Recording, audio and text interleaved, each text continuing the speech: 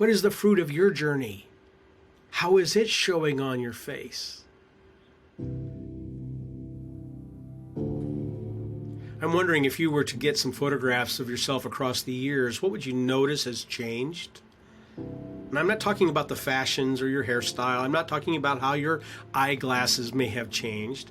I'm not thinking about the aging process so much either. What I'm thinking of is, what of your inner spirit is coming through from underneath your skin? What is developing in you that we can see? In my youth and 20s, photographs show I had an intense gaze and perhaps a smirk, because I was sure things would be better, that they could be better, because I was in the room. I was going to bring an impact. We could do something significant together, whether you wanted to or not. Catch a photo of me from my 30s until my mid-50s, and you're seldom going to see a smile. You'll see a grin sometimes, but it'll often be more like a grimace.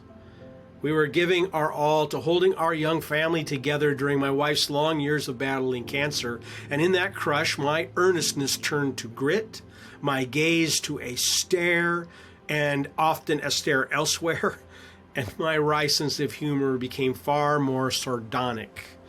And that word sardonic is just a nice way of saying that I was cleverly expressing my disdain or my anger or pointing to your inconsistency.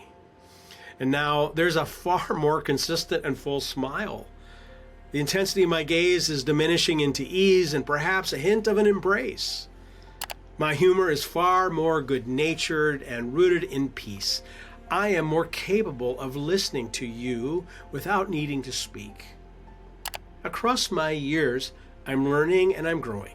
There is less of a protective membrane between myself and others. My inward condition is becoming a reflection of my outward demeanor.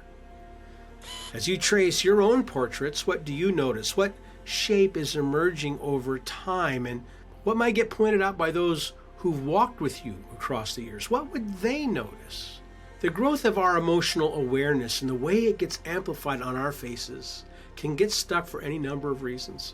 It's often rooted in pain or sorrow, and either we're driven so hard by our anguish it's the only thing we're thinking about, or we're running away from it so hard it becomes that which we refuse to consider. Either way, it's driving us. But through repeated self-reflection and articulation of our desires, emotions, and thoughts, this exercise that my group participants call droplets, we discover our sticking points and we can begin to move into a new place beyond them.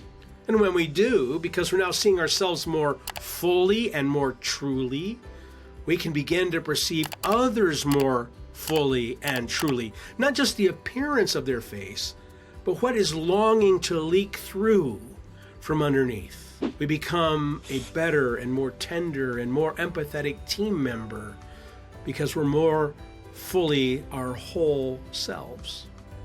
I have grown into this. I've grown into it over time, passing through one stage and into another and beyond that one, doing what I could do to not remain stuck.